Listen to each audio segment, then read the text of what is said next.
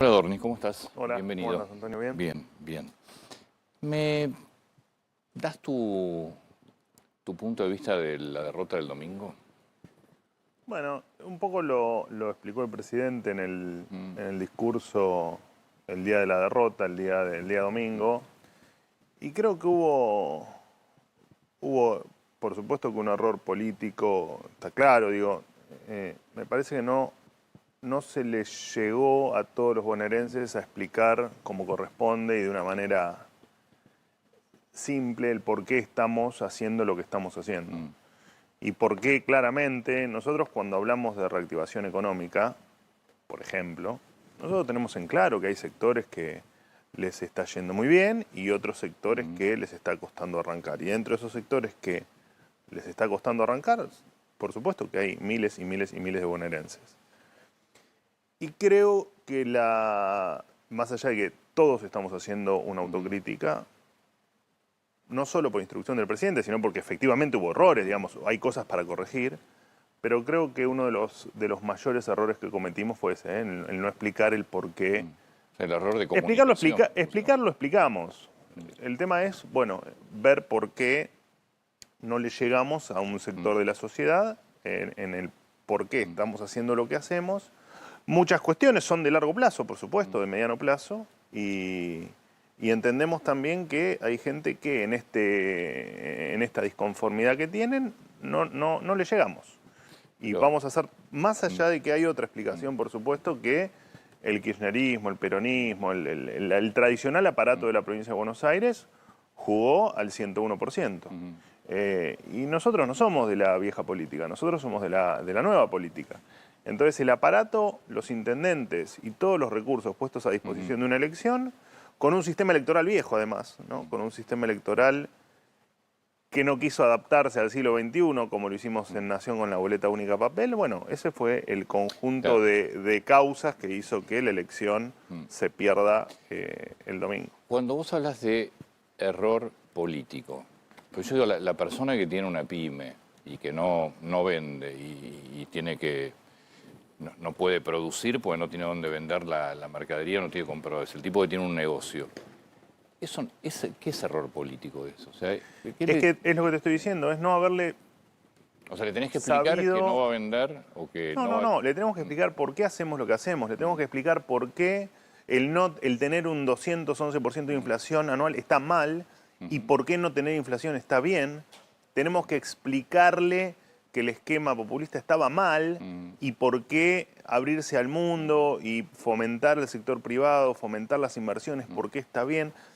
Creo que nos faltó explicar que estamos en un punto de inflexión, como lo estuvimos en el 2023. Ojo, en el Sí. 2023 estuvimos en un punto de inflexión. Era terminar de cubanizar o ir hacia un país normal.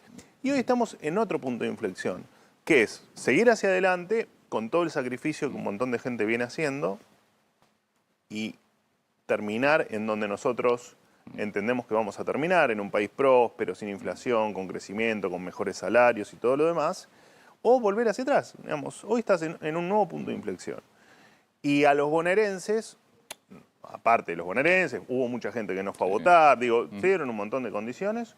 Bueno, le tenemos que explicar por qué estamos en ese punto de inflexión y por qué el sacrificio vale la pena.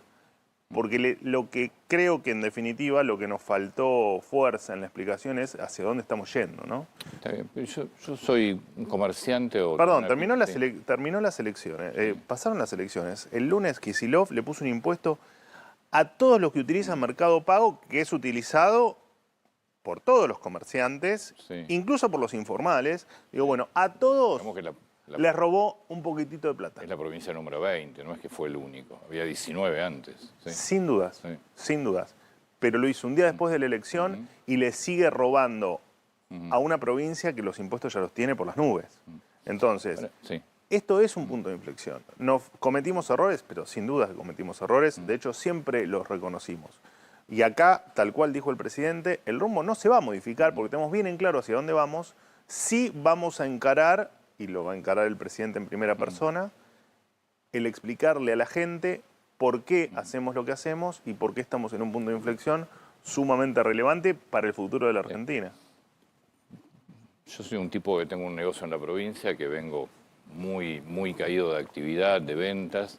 Entiendo que la inflación baja, obviamente es lo lógico que la inflación del 250% no es normal, pero la pregunta es sí, vos me bajaste la inflación, es cierto, pero yo no vendo. No, O sea, pero pará. Bajamos la inflación. Eso llevó a haber bajado la pobreza en más de 20 puntos. No es un tema menor. No es un tema menor haber bajado 20 puntos la pobreza en una Argentina destruida. Y acá lo que hay que entender es que el único camino que tiene ese comerciante para vender más es que a la Argentina le vaya mejor. Y a la Argentina no le iba mejor. A la Argentina le va mejor haciendo todo para que haya inversión, para que ese comerciante pueda tener crédito, pueda invertir, pueda ampliarse, pueda comprar una máquina, pueda comprar más mercadería y que del otro lado haya gente que, gracias a la inversión y a que cobran mejor salario, pueda consumir más en ese comercio. bueno, hoy todavía no lo puedo hacer. Pero te repito, ahí te lo dije al principio, en la economía hay sectores que en este nuevo esquema económico, Sí. por supuesto que hay gente que se tiene que adaptar. Y eso es por eso que estamos en este punto de inflexión. Ahora, soluciones mágicas no hay, lo dijimos siempre. El que íbamos a pasar momentos difíciles, lo dijimos siempre. Que está creciendo la economía, también lo contamos. Y también contamos que dentro de ese crecimiento de la economía había sectores que crecían mucho, como te dije al principio, sectores que se habían reactivado y sectores que todavía estaban al final de la carrera. Sí, Ahora, lo que tenemos que seguir explicando y de la manera más clara posible, especialmente al bonaerense, es que no hay soluciones mágicas. ¿Cuál es la solución? Un decreto que te rompa el presupuesto y que vos hoy vendas dos productos más por mes, pero que mañana la inflación te vuelva a generar pobreza y te vuelva a generar un nivel de atraso que vas a tardar años en recuperarlo. Nosotros no estamos dispuestos a eso. No estamos dispuestos a hacer populismo electoral, no estamos dispuestos a mentirle a la gente como no lo hicimos nunca. ¿Cometimos errores? Sin duda cometimos errores, pero por supuesto que cometimos errores. Ahora, no vamos a modificar el rumbo, primero porque es para lo que la gente nos votó, y después porque entendemos que cuál es el otro camino. Venezuela, Cuba, no vamos a ceder ante eso. No vamos a ceder ante eso. Como no íbamos a ceder a seguir con el mismo esquema, con un más de 50% de pobres y seguir ampliando la cantidad de pobres que había en la Argentina, no estábamos dispuestos. Vos me decís, hay un comerciante de determinado rubro que está mal, seguro te lo tomo, ni hablar. Ahora, la solución no es un decreto. sí. ¿Y creen que la gente los va a acompañar? Porque yo entiendo que ustedes no estén dispuestos. Lo que pasa es que si los resultados electorales son diferentes... La gente nos va a acompañar, después hay por supuesto un análisis más fino de lo que Sí. de cómo votó la gente. Hubo un ausentismo importante, Sí. hubo el aparato movilizado, como nunca se lo ha visto, Bueno, fue una elección que se nacionalizó. Una elección que se nacionalizó porque ellos iban a por todo, digamos, o sabían que si no iban a por todo no les quedaba nada. Ustedes también la nacionalizaron, de alguna manera. No, nosotros no la nacionalizamos, ¿por qué? No. Porque de entrada, cuando se desdobla la elección, ustedes empiezan a nacionalizar. Bueno, y fue la primera elección Sí, sí, en la historia la que historia de la se provincia. desdobla. O sea, claramente tenían las de perder y de ellos sacaron menos votos que en otras elecciones. Digamos, nosotros tenemos el problema. Ellos hicieron lo que hicieron siempre. Prometer cosas incumplibles, prometer cosas que suenan lindo, pero que en el mediano o largo plazo destruyen el país y encararon una campaña como la encararon siempre con todo el aparato detrás. Bueno, nosotros no lo íbamos a hacer. Nosotros explicamos lo que hacemos, explicamos hacia dónde vamos y explicamos por qué el volver para atrás es chocarte a 500 kilómetros por hora contra una pared de frente. Esas son las dos alternativas y lo vamos a explicar hasta el cansancio y de hecho en octubre vamos a ganar. Lo que pasa es que en octubre no solo queremos ganar, queremos arrasar. Y la diferencia entre ganar y arrasar va a ser ¿Por explicarle qué? a la gente por qué hacemos lo que ¿Por hacemos. qué el que no te votó, te votaría en octubre? Porque de acá a octubre mucho no vas a poder cambiar, Porque estamos de acuerdo. por varias razones. Primero porque fue una elección provincial, Sí. o sea, local, si se quiere. Por lo tanto, la motivación de ir a votar va a ser otra. Y porque además, los que no tienen en claro hacia dónde vamos o por qué estamos pasando el tiempo que pasamos o lo que venimos haciendo en estos 21 meses de gobierno, se lo vamos a explicar y lo va a hacer, te repito, también el presidente de cara a la gente. Acaban de vetar, perdón, financiamiento universitario, acaban de vetar emergencia pediátrica y están vetando seguramente hoy ATN, porque vence mañana. ¿Y cómo le explicas a la gente que después de una elección con este resultado vas a vetar el Garrahan, vas a vetar financiamiento universitario, vas a vetar ATN? Bueno, porque cada una tiene una Tuviste explicación. un costo altísimo con discapacidad. Pero nosotros no cambiamos de... A ver, nosotros no cambiamos el norte por una elección. No lo vamos a hacer nunca. Podemos reconocer cada uno de los errores que cometimos y corregir. Pero el rumbo es... Ya lo dijo el domingo el presidente. El rumbo no se modifica. Ahora, cualquiera de los vetos nosotros los podemos explicar. Sea por temas presupuestarios, sea porque son delirios populistas, o sea porque la ley va en contra incluso de lo que pretende el título de la ley hacer o mejorar. Entonces, nosotros no vamos a entrar en el juego populista. No vamos a dejar que el Congreso haga desastres en pos de tener un voto más en la elección o de... Te rechazan los vetos, no tenés mucha alternativa, queda convertido en ley. Si te rechazan los vetos, queda convertido en ley, sí, por supuesto. Caso de discapacidad. Bueno, está bien, pero el caso de discapacidad... El caso de discapacidad incrementa el gasto del Estado en 5.000 millones de dólares. Bueno, vamos a ver de dónde lo sacamos. O sea, no Que lo estamos estudiando, no van a judicializar. lo estamos analizando. Nosotros no nos vamos a correr del equilibrio fiscal, porque de hecho una ley que no estima el recurso, o en tal caso no explica de dónde sale la partida o el recurso, de 5.000 millones de dólares anuales, anuales, es inviable, es absolutamente inviable. Así que estamos analizando a ver cuáles son los pasos a seguir. ¿Cómo van a hacer para negociar? El Garrahan, cuando nosotros tomamos el Garrahan, era un desastre. No había planificación en compras, había deudas millonarias con obras sociales, tenías cargos militantes por donde se te ocurra. Hoy es la primera vez en 38 años, no solo que el Garrahan no tiene más déficit o tiene las cuentas equilibradas, sino que además hay nuevas becas que la ley esta las quiere voltear y que eligieron el 85% de los que reciben las becas, eligieron la beca que hoy esa ley quiere voltear. Y además porque se recortaron un montón de cargos. Fueron 250 médicos, ¿no? Se fueron, sí, no fueron todos médicos, fueron muchos de los cargos que estaban politizados. Se fueron médicos, que creo que esa es una de las tantas fake news que dieron vuelta. No, médicos pasamos el listado, sí, pero no fueron los 250. Y además se le otorgó bonos a los residentes. Los ATN conceptualmente son o están pensados por si hay alguna crisis en alguna de las provincias. Correcto. Y esto lo que haría es desproteger... Adelantos del Tesoro. Son adelantos del Tesoro Nacional con fines específicos. Sí. Que históricamente se usaron como cajas de la política. Siempre. Se usaron, el famoso látigo y billetera era parte del látigo y billetera. Nosotros no solo que no lo utilizamos para eso, sino que efectivamente le damos el uso que corresponde, que es, que de hecho lo hemos utilizado, ¿no? Para inundaciones, para incendios. Esto quedaría desprotegidas las provincias ante una eventual emergencia.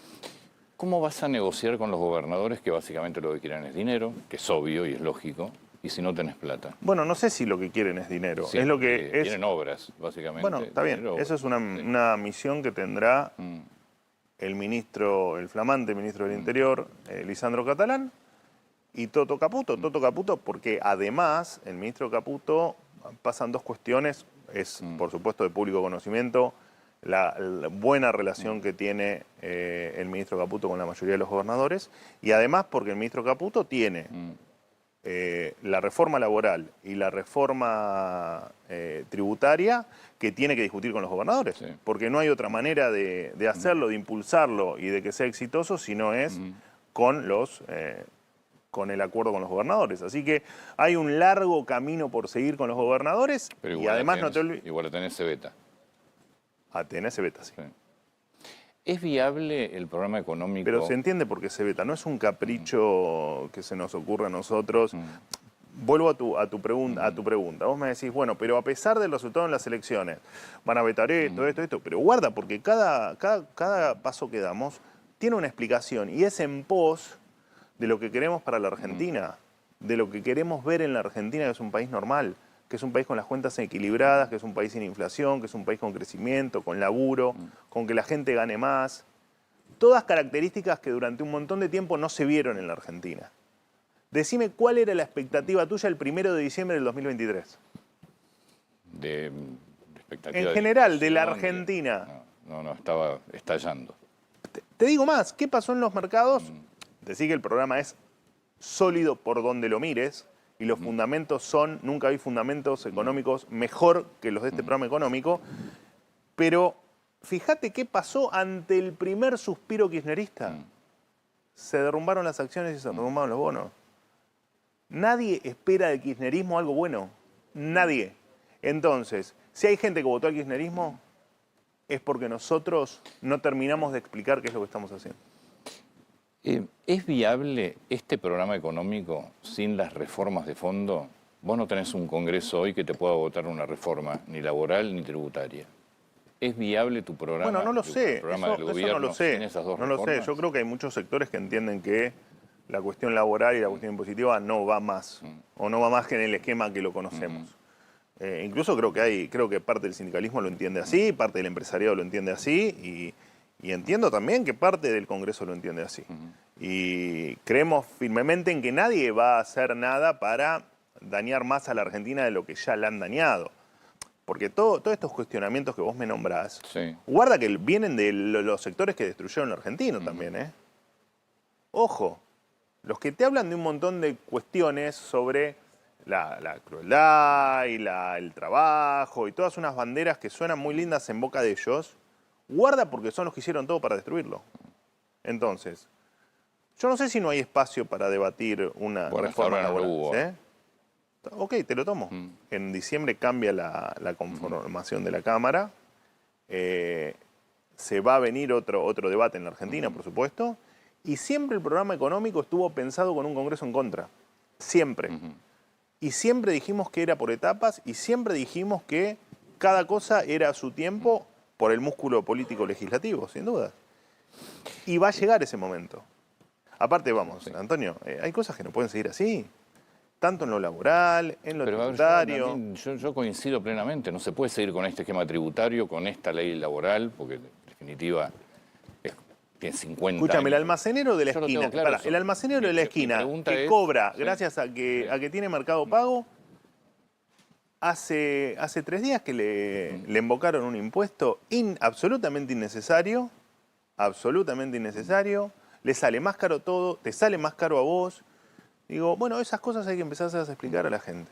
A ver, yo no tengo duda. Había una nota. Ley previsional, ley laboral, ley impositiva. Mi pregunta es cómo, porque si no hay un Congreso adecuado. Te repito, en diciembre cambia la conformación.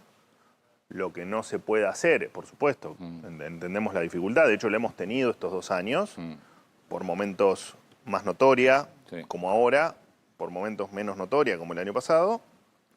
Pero nosotros fue el presidente le llama el job description, ¿no? Fue por lo que la gente lo votó. Y dentro de las cuestiones por las que la gente lo votó, es para que se modifiquen las leyes laborales y para que cambie la estructura impositiva en Argentina. Ahora vos me decís, bueno, pero después que Kicillof te sube los impuestos, bueno, claramente, pero eso es un debate que hay que tener, no solo nosotros con los gobernadores, sino la sociedad de cara a su gobernador.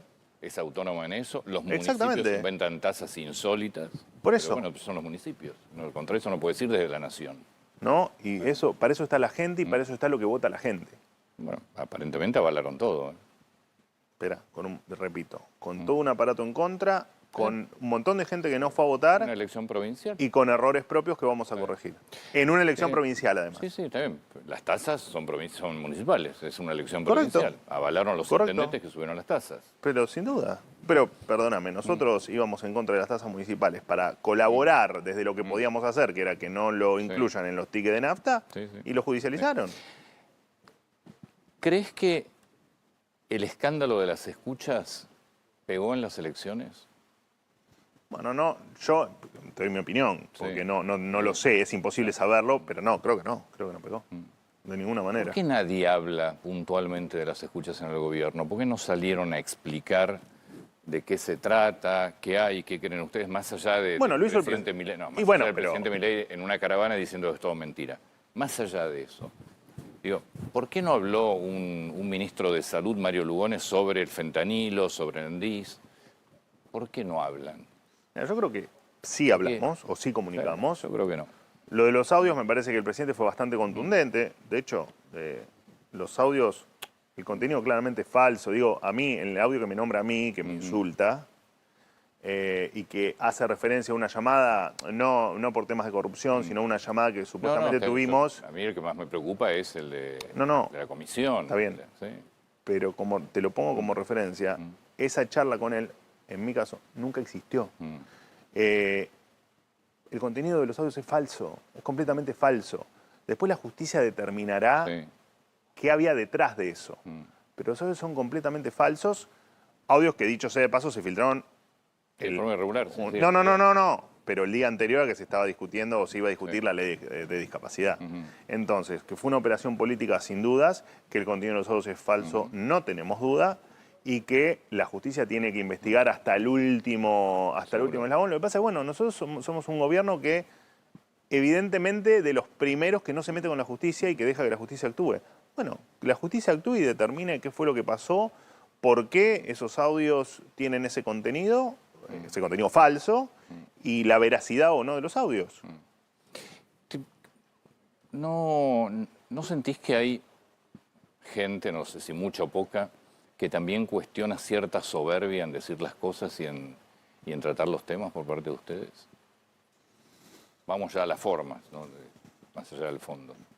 No, yo creo que no. Lo que pasa es que nosotros estamos muy convencidos de lo que hacemos. Y muy convencidos hacia dónde vamos. Sí. Y muy convencidos de los resultados que estamos teniendo, más allá de lo que hablamos al principio del programa con vos. Y tal vez en esa pasión de explicar las cosas podemos sonar con cierto grado de soberbia, pero si algo que no somos soberbios. De ninguna manera somos soberbios. De hecho, creo que es la primera vez que un presidente de la nación, ante una derrota de una elección provincial, pone la cara en primera persona y dice, perdimos. Si algo que no somos soberbios. Y te digo más, creo que la gente lo que menos necesita es que los funcionarios sean soberbios, como lo han sido durante mucho tiempo. También es durante cierto, muchísimo tiempo. Por eso sería bueno no repetirlo. Es que no somos soberbios. Sé que vas a decir que no forma parte del gobierno, pero hay algunos tuiteros o gente de red, el Gordodán es uno de ellos, que la verdad es brutal las cosas que hace, las cosas que dice, y que yo no creo que, para mí no le hace ningún favor al gobierno. Caso Luis Juez. Pero ¿Por qué no dicen nada sobre eso? Porque en definitiva no es funcionario, pero es un tipo avalado por el sector del gobierno. En realidad no es que no decimos nada. A ver, de hecho, ayer la doctora Burrich tuvo una nota en otro canal, le preguntaron y habló, digamos. No hablamos proactivamente porque no es una persona que esté dentro de la estructura del gobierno. Digamos, es un tuitero, un influencer, un médico que participa en las redes. Ponele el título que quieras. Que tiene mucha relación con el gobierno. Que por supuesto fue uno de los, te diría que uno de los primeros que ha apoyado las ideas de Milei, porque de hecho yo lo conozco hace muchísimo tiempo, primero de las redes, después, bueno, pues, obviamente personalmente, y creo que él está en su libertad de decir lo que quiera, como quiera, y nosotros no podemos interferir en eso. No podemos hacer nada, porque no pertenece a la estructura del gobierno, no es parte del gobierno. Entonces, ¿para qué Karina Milei y Guillermo Franco se disculpan con Luis Juez? Es que no se disculparon con Luis Juez, se solidarizaron con Luis Juez. Bueno. No, es que no es lo mismo. No es lo mismo. Se solidarizaron con Luis Juez, pero no le pidieron disculpas porque no fuimos nosotros. A ver, no tenemos nada que ver con esas declaraciones. Y el Gordodán mañana podrá decir alguna otra cosa y también va a ser a cuenta de él. Sí. De él o de cualquier otro, porque vos tomás, yo te lo tomo, pero vos tomás al Gordodán porque es el más relevante. Porque es el que tiene mucha más relación con figuras del gobierno, donde el presidente va a su programa, es decir, tiene mucha relación. Estamos de acuerdo, pero no deja de ser una parte él y otros tuiteros Sí. no dejan de ser una parte que no pertenecen al gobierno. Y esto está bueno explicarlo y contarlo. No tiene nada que ver con el gobierno.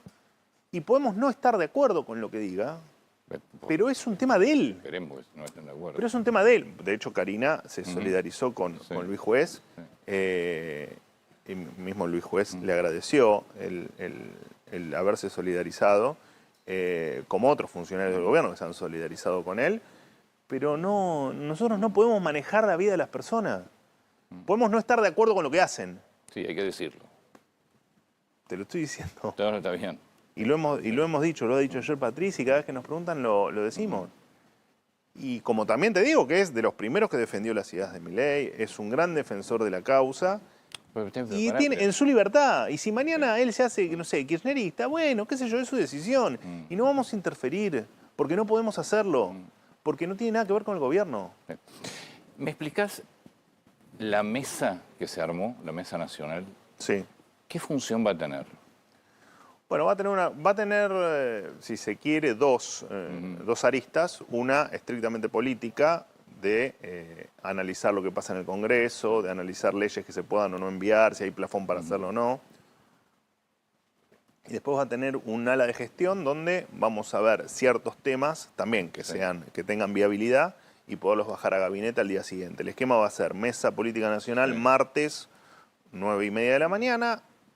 El miércoles, o sea, al día siguiente, 9:30 de la mañana, reunión de gabinete o reunión de gabinete completa, donde las definiciones que se den en esa mesa se bajarán a gabinete y se discutirán con el gabinete. Vamos a, si se quiere, a... la palabra no es reordenar, pero volver a alinear algunas cuestiones de la gestión. ¿Por qué el presidente Milei va a presentar el presupuesto en cadena? ¿Qué va a explicar? Bueno, un poco para nosotros el presupuesto, sabes que es una batalla Seguro. que no hemos logrado ganar todavía, pero que en algún momento tendrán que entender que no se puede gastar más de lo que ingresa, digamos, más allá de que a vos y a mí nos parezca obvio, porque de hecho lo aplicamos en nuestras vidas personales. Me parece obvio, me parece a la gente... Bueno, hay algo que pasa que el Congreso no lo ve tan obvio. Porque no trabajan, no pagan sueldos. Bueno, de hecho en el último... Yo creo que la gente productiva, no importa el color político, saben que no se puede gastar. Hay que entender que un casa. presupuesto desequilibrado hace que terminemos con inflación y con pobreza. Es así de sencillo. Es tan sencillo como que 1 más 1 es 2. Un presupuesto desequilibrado te lleva a pobreza y te lleva a inflación. Y te lleva a que nos aislemos del mundo, te lleva a que no se invierta, te lleva a que tu salario sea cada vez más miserable. ¿Lo quiere entender el Congreso? Bárbaro. ¿No lo quiere entender? Bueno, qué sé yo. No tenemos más que seguirlo explicando. El presidente va a grabar la cadena nacional el lunes en Casa Rosada, a eso de las... no está totalmente definido, pero cerca de las 17 horas. Se va a emitir a las 21 horas y va a explicar el porqué del presupuesto, el porqué de lo que estamos haciendo y el porqué de la importancia del equilibrio en las cuentas públicas. Ojalá que después de tanto tiempo de venir explicando y además de mostrar resultados o los resultados que te da el equilibrio fiscal, que por favor los diputados y senadores entiendan que un país normal se hace no gastando más de lo que se tiene, porque el gastar más de lo que se tiene es evidente que nos trajo a décadas y décadas y décadas de fracasos. Lo único que tenemos para contar hacia atrás en términos económicos son fracasos. Y no estamos dispuestos a hacerlo. No lo vamos a hacer porque no hay razón para hacerlo. Porque la experiencia lo que te marca es que sistemáticamente tuviste presupuestos desequilibrados y sistemáticamente volaste por el aire. Y no lo vamos a permitir. Manuel, muchas gracias. No, gracias por el a vos. tiempo, por favor.